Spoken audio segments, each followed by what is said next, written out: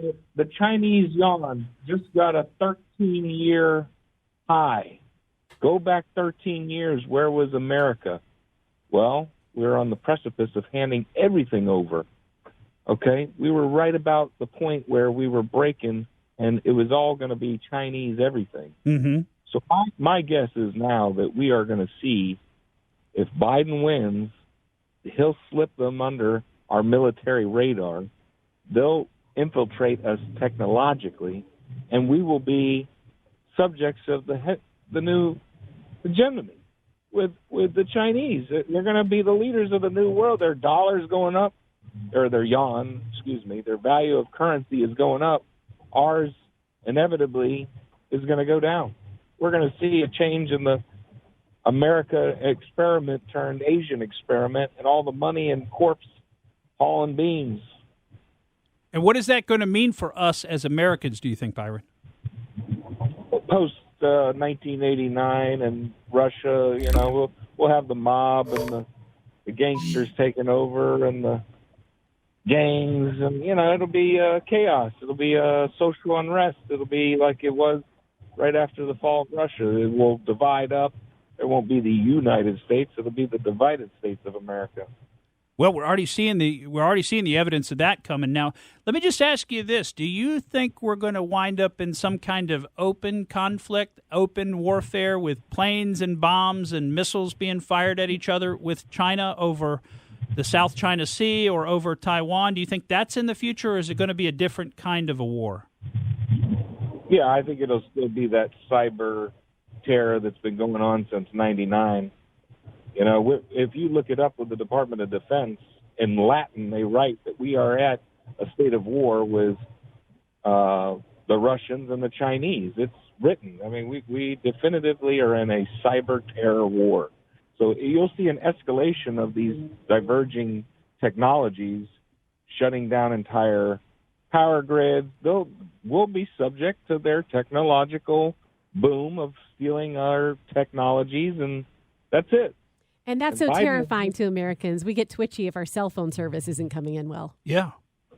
Well, remember, T-Mobile and the others went under for that 2 weeks. They did say that was from an outside cyber attack.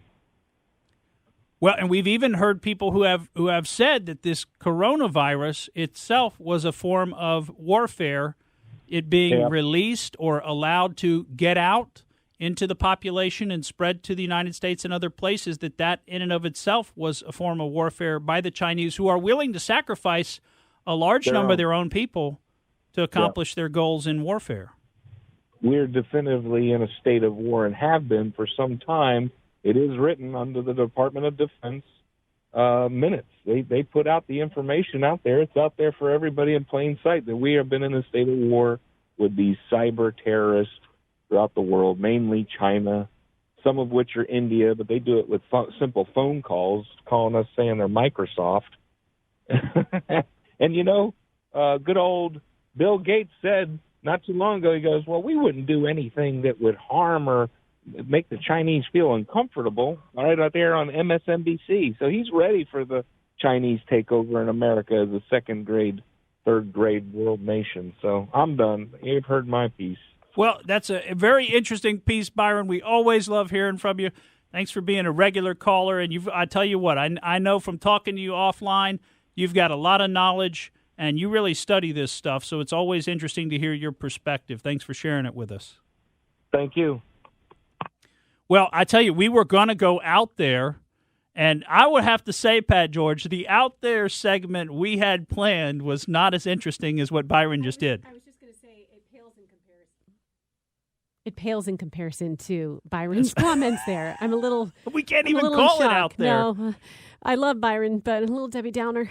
Well, Byron's just a realist. He's just trying to look at all the data, and, you have to say that stuff has been going on with China and America for a lot longer than many of us realize. This has all been written about, the year of the rat back during the Clinton administration, where Clinton turned over all of our satellite and missile technology to the Chinese, and then shortly thereafter they were brought into the World Trade Organization as a full member, and they've been conducting economic warfare against our country for for more than 20 years, which we have totally enabled. We've given them all of our technology, all the blood and treasure that we've spent to develop the technology. You know, it's not easy to develop this kind of technology and make these kind of innovations. In fact, here in America, we're one of the most innovative and technologically advanced nations possibly in the history of the whole world.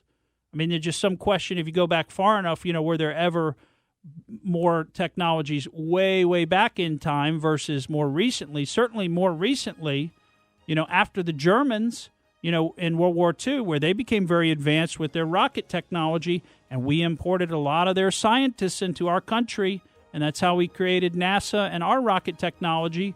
You know, the Apollo moon missions, Saturn V rocket. You know, if you look into this, they say that we don't even still have that technology as we sit here today. We cannot recreate those rockets. We've literally lost that technology. So we've had very advanced technology in our history. And back in the 1990s, Bill Clinton led the effort to just turn all that over to the Chinese. So, you know, we've given them every opportunity to get an advantage on us in warfare. And what did we think was going to happen at the end of the day? What were we expecting? Folks, thanks for being with us. It's been a great week. I'm Morgan Streetman, and that's the way I see it. Thank you for listening to the Morgan Streetman Show. We hope you enjoyed what you heard, and if you did, please click like and subscribe to help us out. And remember that we recommend that you exercise your brain at least once a week.